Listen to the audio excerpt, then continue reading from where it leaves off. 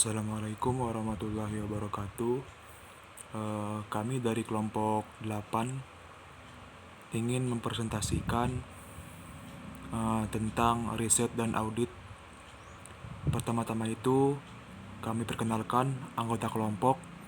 Yang pertama itu ada Fitr Rahmat Ferdian, lalu yang kedua ada Ridho Safarazi, yang ketiga ada Firda Febrianti, yang keempat ada Gina Dwi Lestari, dan yang terakhir ada Soliati. Riset adalah semua kegiatan yang melibatkan proses perancangan, pengumpulan, menganalisasian, dan pelaporan informasi dengan tujuan untuk memperbaiki pembuatan keputusan yang berkaitan dengan pengidentifikasian, pemecahan masalah, dan penentuan peluang dalam sumber daya manusia. Tujuan dari riset sumber daya manusia yang terdapat dalam perusahaan yakni untuk memodifikasi gaya manajerial dan struktur organisasi yang tepat dan untuk menjawab tantangan-tantangan yang ada.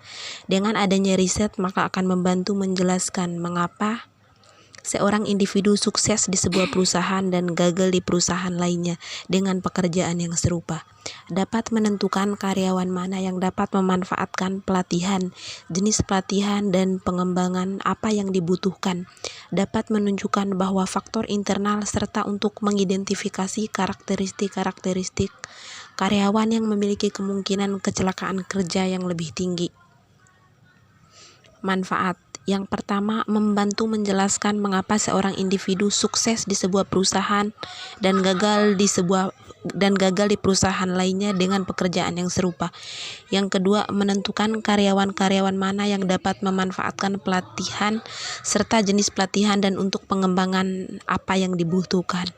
Yang ketiga, menentukan sikap karyawan berkenaan dengan masalah gaji. Yang keempat, riset dapat menunjukkan bahwa faktor internal seperti kondisi kerja dapat memiliki efek yang merusak terhadap produktivitas perusahaan dan kepuasan kerja. Yang kelima, mengidentifikasi karakteristik karyawan yang memiliki kemungkinan kecelakaan kerja yang lebih tinggi. Audit merupakan proses pengumpulan dan pengevaluasian bahan bukti tentang informasi yang dapat diukur mengenai suatu identitas ekonomi yang dilakukan seseorang yang kompeten dan independen untuk dapat menentukan dan melaporkan kesesuaian informasi dengan kriteria-kriteria yang telah ditetapkan. Tujuan dari audit yang pertama, mencari hal-hal yang berpotensi menimbulkan masalah serius di kemudian hari. Kedua, mencari area yang dapat dilakukan perbaikan dan improvement. Ketiga, sebagai alat dokumentasi untuk penggabungan, akuisisi maupun reorganisasi. Yang keempat, menilai efektivitas sumber daya manusia. Kemudian yang selanjutnya ada manfaat. Yang pertama, meningkatkan citra profesional Departemen Sumber Daya Manusia, memperjelas tugas-tugas dan tanggung jawab Departemen Sumber Daya Manusia, mengurangi biaya-biaya sumber daya manusia melalui prosedur yang efektif, meningkatkan ketersediaan untuk mau menerima perubahan yang diperlukan di dalam Departemen Sumber Daya Manusia, memberikan evaluasi yang cermat atau sistem informasi Departemen Sumber Daya Manusia. Pendekatan utama riset dan audit. Yang pertama, pendekatan perbandingan yang dilakukan tim audit saat menggunakan pendekatan ini adalah membandingkan departemen atau perusahaan dengan departemen atau perusahaan lainnya. Tujuan membantu tim audit untuk menemukan bagian atau pekerjaan yang kinerjanya relatif rendah. Yang kedua, pendekatan terhadap otoritas dari luar. Penggunaan konsultan tim audit bergantung pada para ahli atau konsultan dari luar perusahaan atau dari hasil penelitian yang dipublikasikan kemudian dijadikan standar di mana kegiatan dan evaluasi. Yang ketiga, pendekatan statistik.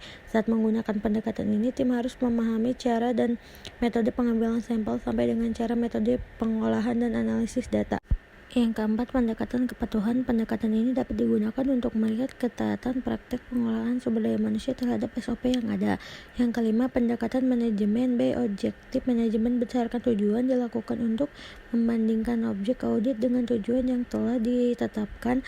Saat menggunakan pendekatan ini, departemen atau perusahaan yang akan diaudit harus menentukan targetnya. Berikut adalah contoh kasus.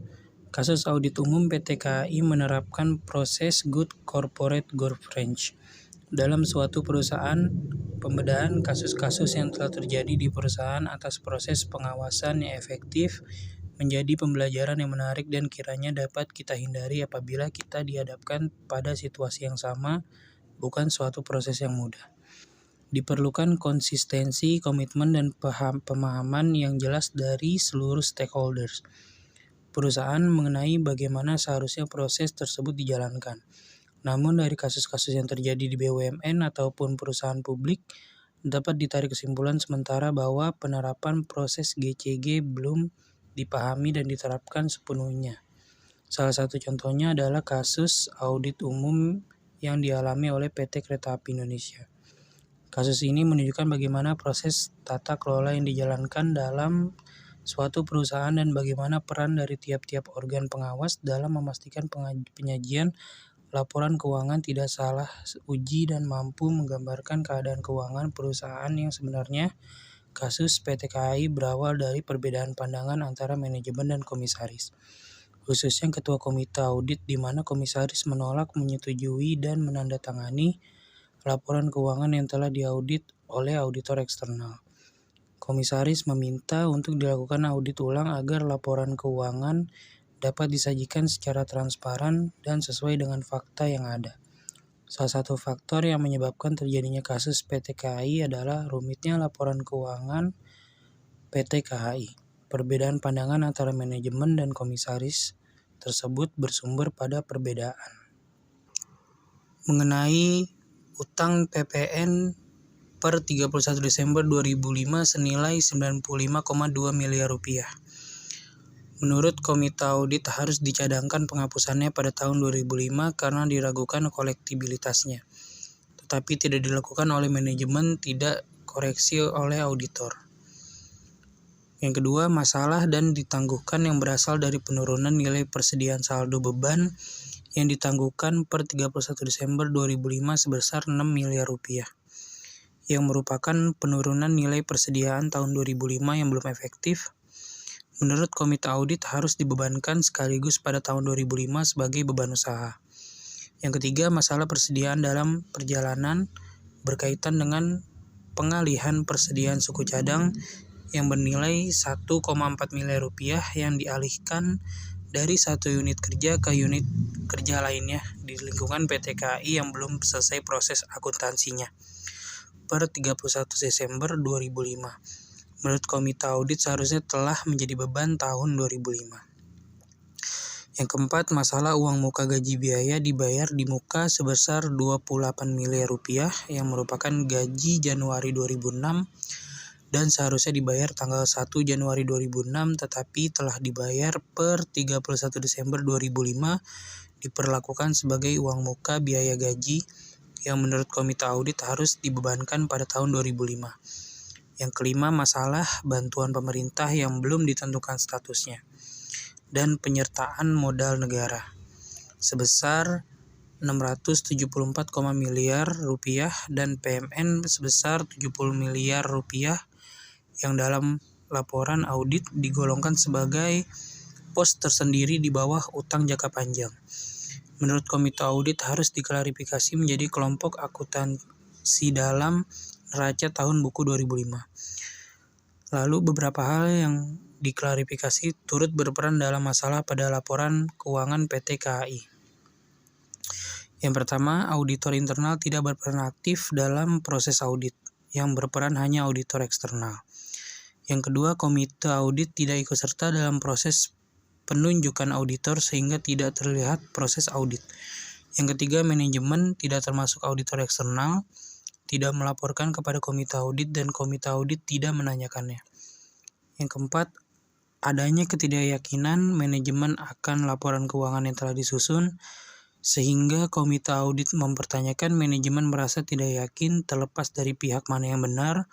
Permasalahan ini tentunya didasari oleh tidak berjalannya fungsi check and balance yang merupakan fungsi substantif dalam perusahaan.